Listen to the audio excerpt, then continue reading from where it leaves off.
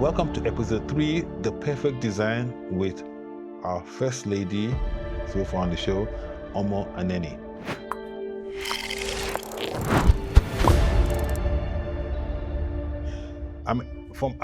From my perspective today, the perfect design is about the perfect type of living, and I think that has changed over the ages. So, like, if we take the proverbial yesterday, I remember when I was growing up in my daddy's house and my mommy's house, I couldn't wait to get out of the house because that was freedom. So do what you want to do, right? So I'm going to go to my own space and live my life the way I want to live my life. Thank you, mommy and daddy, for paying for my education and everything. And then when you thought about education and wellness, it was very, very restricted. Education was just going to school, math, English, math, go and pass. And of course, wellness was whatever the doctor told you. Today, my children don't want to leave the house at all. They just want to stay there. In fact, there's Wi-Fi, there's driver, there's Uber. So freedom has completely been redefined. And so now, you know that I remember, and I'm going to come to this, before COVID, I was just thinking, as soon as my last child goes to school, I'm going into a penthouse. I don't want to pay for electricity. I just want to go to a penthouse where I just pay for utilities and life, because me and my darling wife just staying together. And now, even today, wellness is broader. Even when you talk about education, it's about exposure and all. And so I'm just thinking, this one that my children don't want to leave my house. When are they going to leave my house? So what's my tomorrow? In fact, my tomorrow is completely uncertain. And then when you just think about also work, I mean, like before, work was just, you go home, I mean, like you go to the office 9 to 5, then you just come and so two separate lives. But now with remote working, hybrid working, and the advent of COVID, everything is intertwined. And of course, I think this must have an impact on how people think. And I'm not even going to go into that whole mental health and mental wealth. We can talk about that later. But so, I mean, like, what is your take on? Because I know that Jules started, design, education, and wellness, right? Which is like kind of what we're talking about today. Perfect Design started at the onset of COVID, or it was born out of COVID.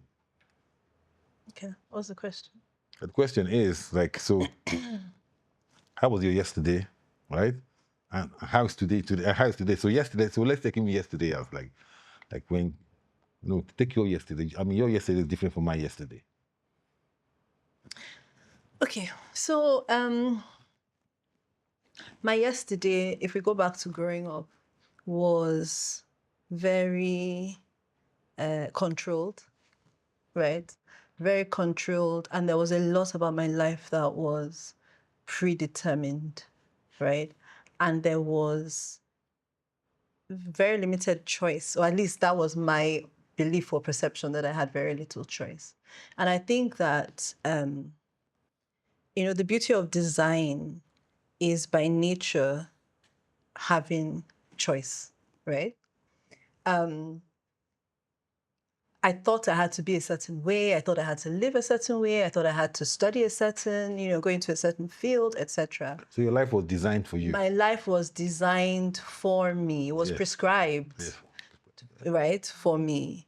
And that in itself caused me so much internal conflict and so much, there's on the one hand, okay, I'm so grateful my parents have provided all of this for me and they paid school fees. But then there was on the other hand, that internal turmoil, because like, this is not me. This is me who they would like me to be, right?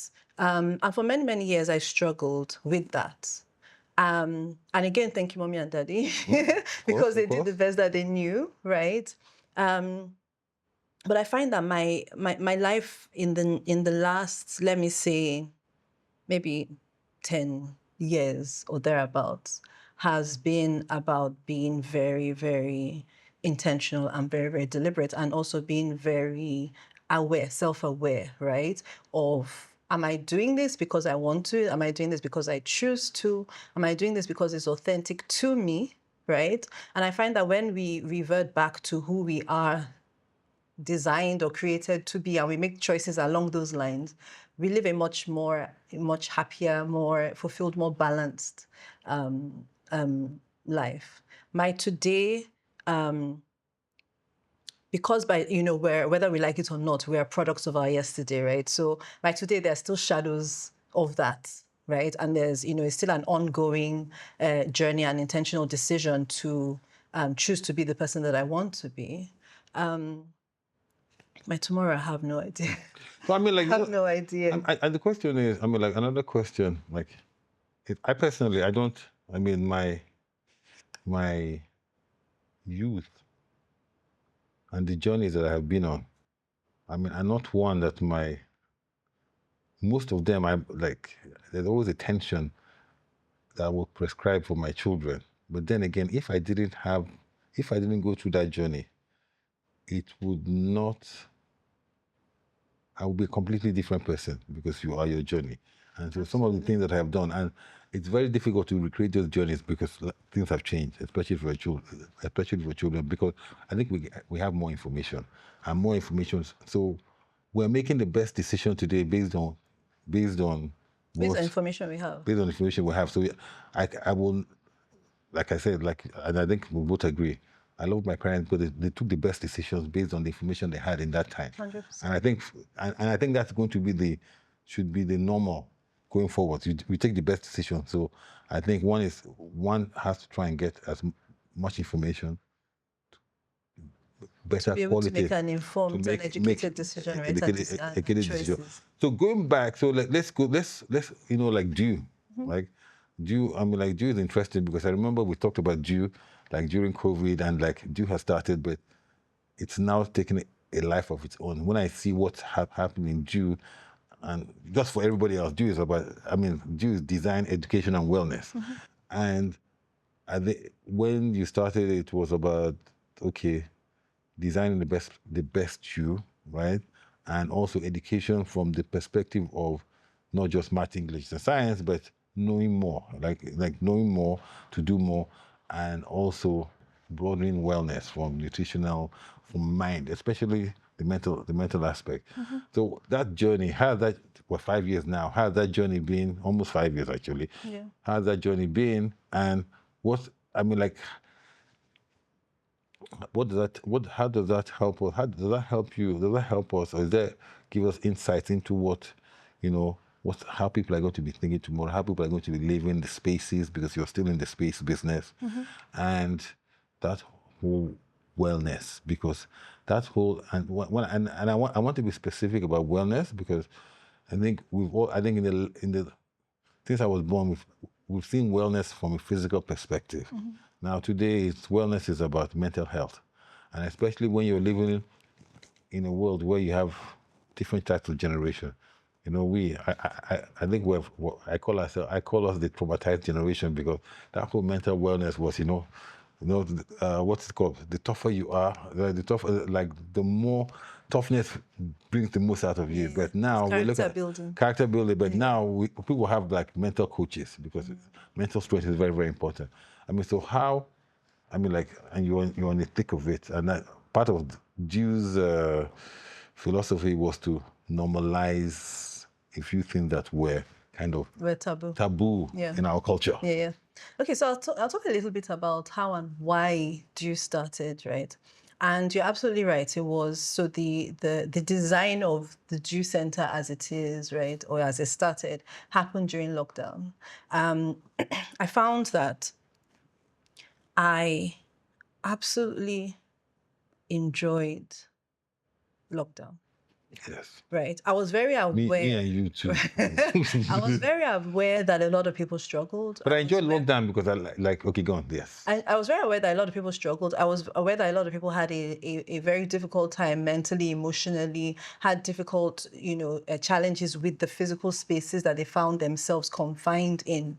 And I realized that it wasn't luck, right? I didn't know it until lockdown happened. But over the years, I had created my bubble, my I don't know what's the bunker that you go into when like there's chaos in the world, right? I had created that for myself, but I had done that as part of putting together the toolkit of different sort of modalities and therapies and things that I had collected over the years to deal with my own mental health, right? So I had a therapist, to hand. My space was created the way I knew I enjoyed, right? Natural light, soft colors and so on, plants and all of that. So for lockdown for me was just like this.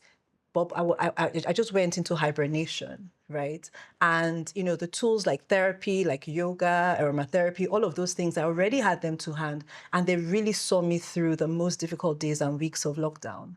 And I felt almost guilty, like, hey, yeah, the world is suffering. The world is suffering because they don't know, right? And so for me, I felt like I owed it to myself and to at least the people around me to share this toolbox, to say to people that, therapy is life-saving, to let people know that a massage is not really the thing you do once a year on your birthday. Like, self-care is not just vibes. It's actually, valuable, yes, right? And essential to optimal living. That was when, a lot of people began to realize and were a lot more aware of the impacts of your physical space and your environment on your mood, on your emotions, on your mental health and all of that. So people, there were increased cases of depression, of anxiety and all of that. And a lot of this was just linked to the fact that your space was not conducive for you to live in optimally, right? So I felt like I was at an advantage. And for me, due was the opportunity to just preach that gospel and share all these tools with as many people as possible. I learned that design is an essential part of wellness, right? It's not just about this aesthetics or pretty looking things. It is about things that take into consideration who we are fundamentally as humans, right? And, it's interesting that we're talking about yesterday, today, tomorrow, but I very strongly believe that, the more things change, the more they really just stay the same, right? Yeah. Design, a lot of the fundamental principles go back to the, who we were 300,000-400,000 years ago, right? Yeah. The fundamental needs we had as humans, we needed to feel safe.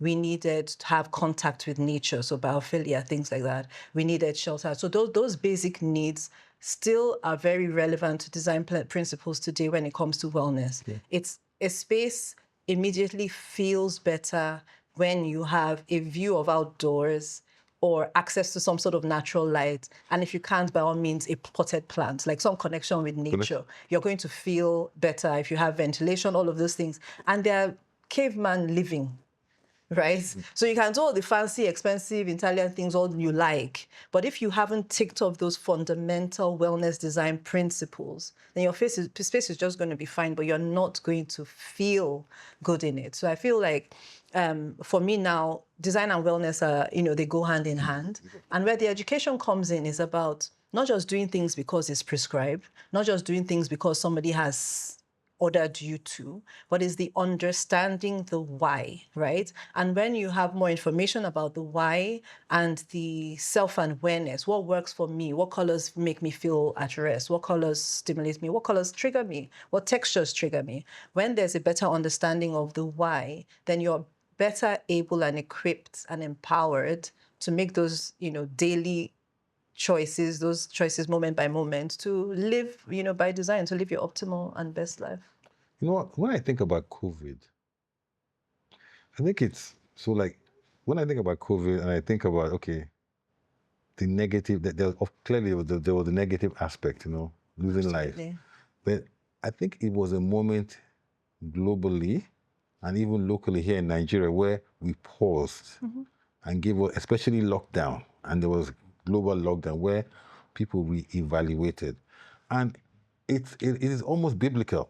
And it's biblical to Noah's Ark, where it was choose two people or choose two species, and so it was a restart. And for me, I remember, and like there are many like, it's biblical. Everyone paused. Everyone reprioritized what was important, because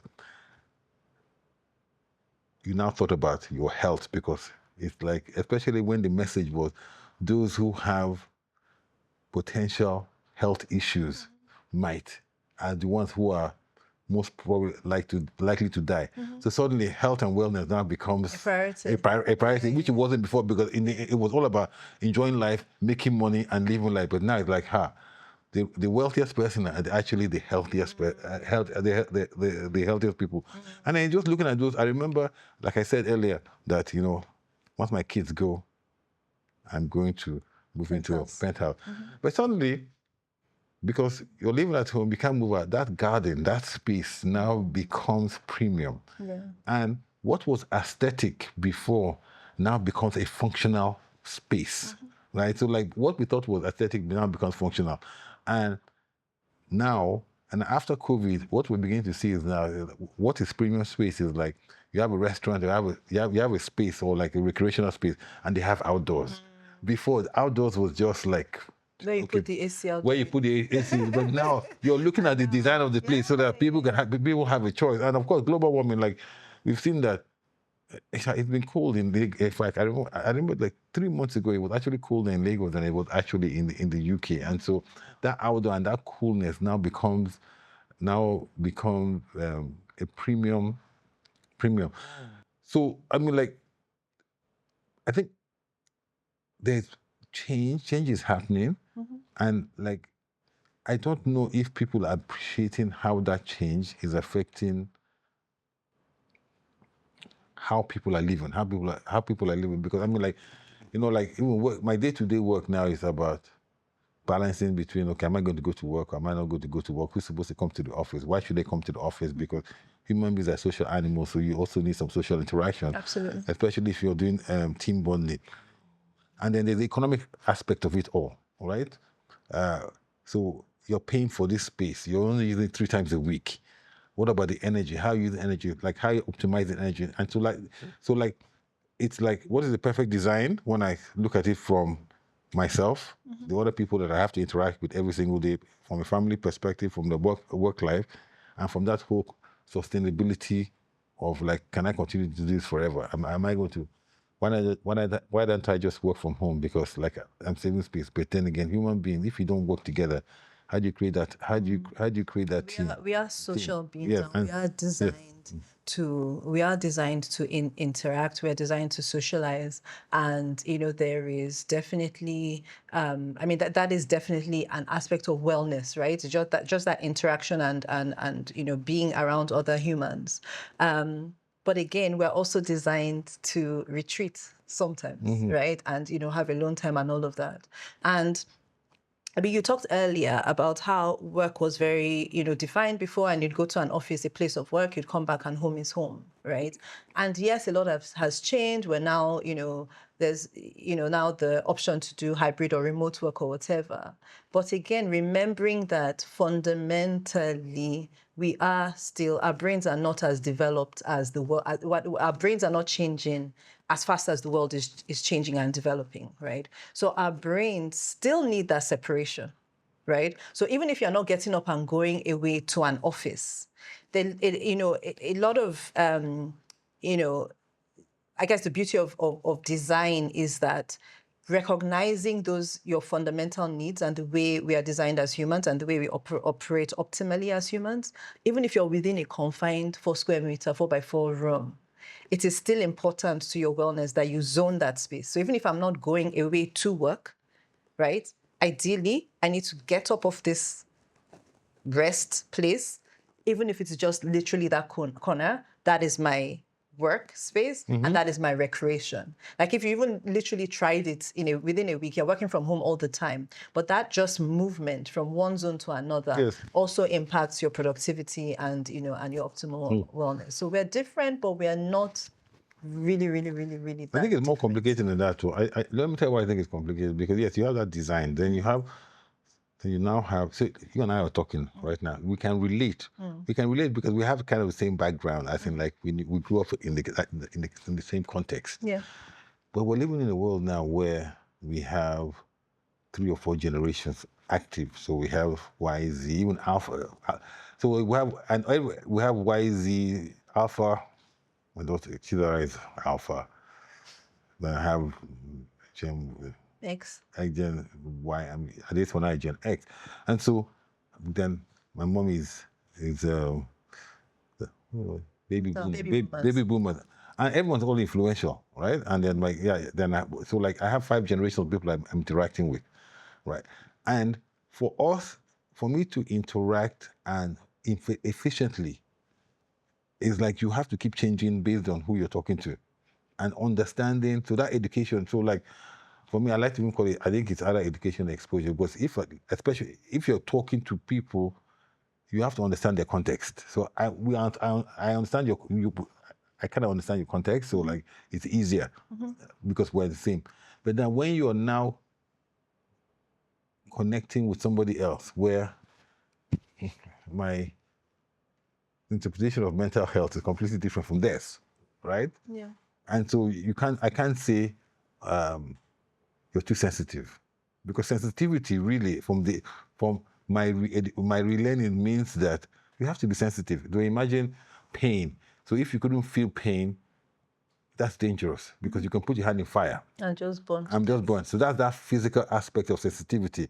And the mental aspect of sensitivity is that if that was the same, that means that you could be a Hitler.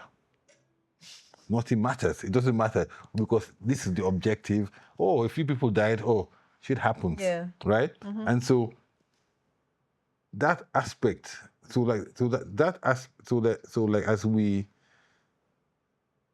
we go through this journey where you have these different perspectives of wellness, of even mental health, what is too sensitive, what is not sensitive, what is the balance, and then what is necessary? Because even from a leadership perspective, you have, or how we even grew up as well, spare the rod and spoil the child. Where is that? I believe that still has some value, but how do you contextualize this in today's world, and what does it mean for tomorrow? What has value? Discipline. Is that what you're? Discipline. Yeah. Oh, discipline and structure. Discipline and structure. Yes, absolutely. Yeah, but then the context is different, right? Yes. So what was defined as discipline and structure 50 years ago, today is abuse. Abuse, and it's toxic, right? So again, it's about, and I think, education, exposure is education, right? Yes.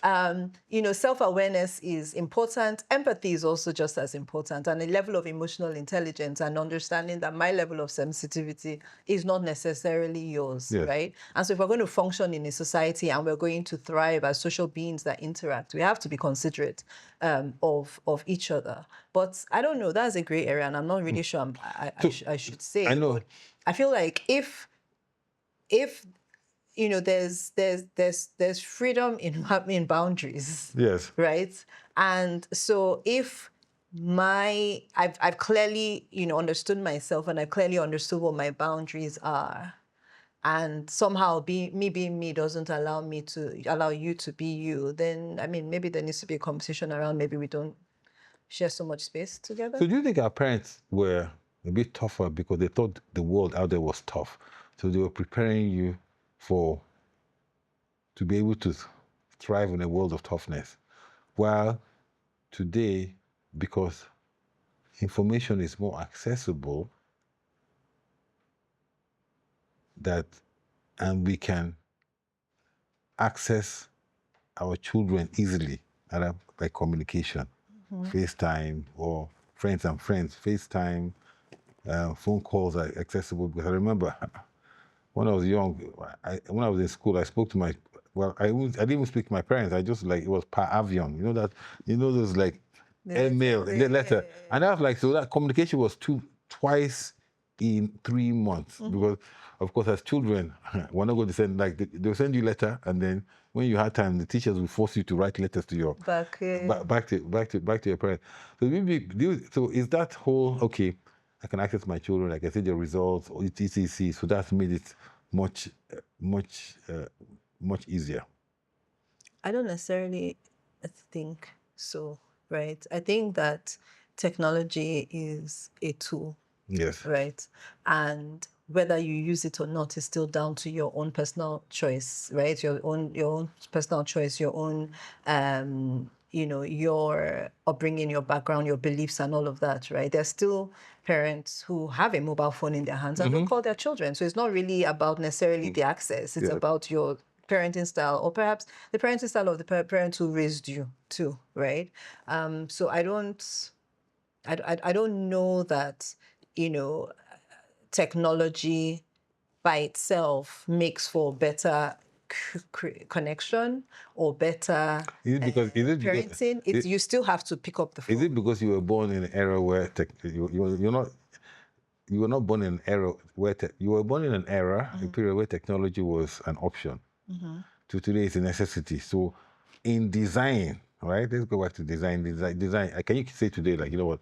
I'm going to just design my life or design my space or design without taking into consideration the fact that technology is actually important. You've got to design without technology, right? So wouldn't that be a holiday? Okay, I'm going on holiday where I'm going to design retreat and disconnect. And disconnect, because living is about connection. So and every so like the best country is going to be the most connected country. The competitive advantage is about connectivity. I mean, then so what is life without connection? So and that's again, and everybody's connected. So like, like people just like, I'm sitting down here with you and we're connecting. I might even send you. But then are we connecting if you're like in your tab? But then we define connect. I mean, like what? So again, it's redefinition of everything. For me, the perfect design is not actually about perfection, right? It's about providing life tools and having choice, right? So I'll use my home as an example. I have TV in one room. Is my choice. Yes. Because that's the way I want to live. I don't want TV in my bedroom. I don't want to wake up and be Netflixing all the time. I want to wake up and read my journal, write in my journal and thinking and do yoga. I know I'm a lazy person. If there was a TV right there, it's easier for me to just flick. It's easier for me to just flick. But that's my self-awareness and me knowing that this is the lifestyle I've chosen to live, and these are the tools that I'm going to use to also guide me and make it easier. It's about, again, discipline and structure, right? And so that room, we go there on the weekends and we Netflix until we want to die there. But, Monday, you know what I mean? So again, technology is a tool. It's something that, we're thankful for. We should continue developing, but it's still down to us as humans to choose how we're going to use these tools to optimize our well-being and to create the lives and the lifestyles that we choose for us, right? Connection is great. Technology is a tool to help connection. But when it becomes excessive, then it's no longer about connection. It's now just like, we're on the phone all the time, we're browsing, we're scrolling, we're TikToking, we're doing all the things. Is it about connection? Because, the guy with 13,000 million followers and likes, are we connecting or are we just consuming and, stimulating our minds excessively? I was telling you about this film that I watched. I think I watched it 3 times. Beautiful Mind. And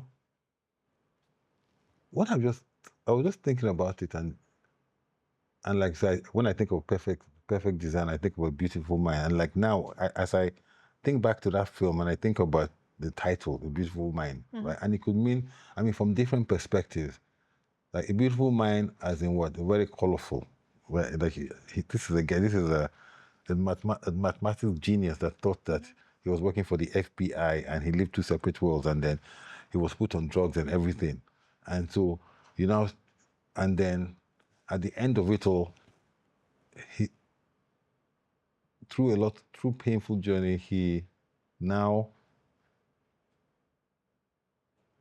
finds some normality in the way he lives, but that normality is like still living with, I don't want to say demons, but the different people that are living in his head. And so it's like sometimes that, as you said, that perfect design is not about perfection, there's no problem. But there is problem, but you're going to have the mental toughness or the strength to deal with it, or you're going to I don't know what the perfect design is going to be for tomorrow from a wellness or from design perspective, but if I have that structure of learning, education, and if I have that mental rigidity, that you will create that perfect space in that whole volatile world. That's what I got from that movie. What I got from that movie is that... What is fucked up? No, I just whispered. Just in case I'm What I got from that movie, a couple of things. I'm kind of crazy, but that's cool, right? That's what I got from that movie. Yes. That, it's okay to not be normal. Exactly. It's actually very okay, and in some circumstances, actually desirable and valuable to not be normal. And sometimes Chris is fine. Like and we should allow people as well. Yeah. We should completely allow people, because it's like if you I mean, like, society, yes, like you're not a social deviant. Yeah, you're not a social deviant. Yeah, you're not a social deviant. About having the tool. So yes, your mind may not be normal, but it's okay. First of all, awareness of that, right? Understanding that, having some context, because it's not, I'm not going to like unleash the demons in my mind in every room. There are some rooms where it's, acceptable. And then also just being able to control and harness that. And for me, that's what therapy does, right? It's being able to manage all those emotions, all those, thoughts, knowing the difference between the ones that are limiting, the ones that are destructive, and the ones that are, productive, and all of that. And that for me is the beauty of the mind. And that's what mental health is about. It's not about stigma. It's not about labels. It's just identifying, what's going up in there and learning how to manage it. And I really like that, because, at the introduction of tomorrow, it was like, we're getting all this stimulus and information. So technology is playing a big role. So there's Instagram, there's Snapchat, there's all people sharing their own views, whether it's on Twitter. But it's about, okay, how can I be discerning and take the best of each of these things, right, to form my own world, so to speak, and not be consumed by it all, because there's a danger of being consumed or just getting just one aspect. So, the way I see it, I don't know how many more years I have to live in this world, but 100. 100. But it's possible. We're a perfect human. But it's possible. But it's going to be interesting from. My perfect design is going to be my garden. I think now I have a better appreciation for the outdoors and nature. For the outdoors, right? And so I think that that is going to definitely be part of my perfect design. Mine is also going to be, I think exposure and education is going to be, even as I even live today, is connecting with being, should I say, using the infrastructure that I have to connect with as many people as possible and diversities to learn more, because I think that's the whole, the meaning of life, to continue to learn until you die. And then, absolutely. Yeah, and I think, the more you know about yourself, let's say, have an insulin patch. People keep asking me, what's that? What's that? I say, I just want to know about my body, right? So the more you know about yourself, because you don't know, maybe if that data is going to be relevant. And I think people just want data if they need it. I just want to collect data, as much data as possible, because you never know when it's going to be interrelated with that. When you can apply it. So, and for me, that's and then with all that data, when I even think about even COVID and how they solved COVID, it was just bringing data together and coming up with a drug. And so for me, it's the perfect design is just as much information as possible. As much information as possible, and then knowing how to apply and to use that information, right? Let me give you an example about information. So growing up, my dad would buy every single newspaper every day. He'd sit here, I'd sit there, he'd read the first one, he'd pass it to me and expect me to read it. Yeah? And you pretend? I'll just pretend. I'll flip. I'm like, how many seconds to read a page? My mind has gone somewhere. Count the second, flip. I get to the cartoons, I'd read those, and then I'd save the crossword puzzle at the back. That's all I was interested in. But I mean, he's decided that. Everything. I mean, he was very big on knowledge and education. So for him, it's like you must read all the papers cover to cover. Yes, Daddy. Because then you don't ask questions, you do what you're told. Obey before complain. Right? Obey, right? And so I would just flip, right? I fast forward now to 2020, and we're in lockdown. There's all this information. There's the news. There's I realized that I was overstimulated by just consuming too much information. I didn't know any of that when I was younger. I didn't know why I didn't want to read the news, right? Because I was an avid reader. I would read books, I would read novels, all of that. So it wasn't the reading that was the issue. It was the bad news I didn't want to consume. But I didn't know that about myself. So we fast forward many years, and then we're in COVID, and then there's all the stuff going on with COVID. There's the October 2020 SARS and all of the thing. And I was literally like I don't even know what the words to do. I was overstimulated. I was just feeling so unsafe. I was crying all the time, during that NSARS period, because I would watch the news and I feel like, I know the person that died. I was just so emotive, and it was just draining me emotionally. Yeah. And that was when I then realized, okay, that's me, right? So that is my nervous system. That is what I need, is to, sort of sift and not just consume every bit of information just for the sake of it, but that's for me, right? And so now I'm like, okay, I know specifically information is important, so I want to know what's going on in the world, but I don't need to consume and be aware of every single, disaster or death. And maybe somebody else might call it insensitive or empathetic, but for me, it's protecting my own self, right, from what I know, the damage that does to my mind and to my ability to function and to be productive. So again, for me, it's just a journey of self-awareness. What works for me may not necessarily work for somebody else. But at the end of the day, last, I owe everything to myself, right? I need to save myself first, and then I can save the rest of the world. And if I'm hidden under the bed crying, there's not much I can do for anybody. I think the perfect way to end this, and like my own view, perfect design, is that, first of all, everyone's journey is different. Absolutely. And unlike before, when we were all fed the same stuff, really, because you can actually control people. Now we live in a world where you can't even control anymore, and everyone's just absorbing information from different perspectives. So I think that perfect design is to be more accommodative and also be more, allow people to be, right? And then I think we all owe ourselves to actually know ourselves more and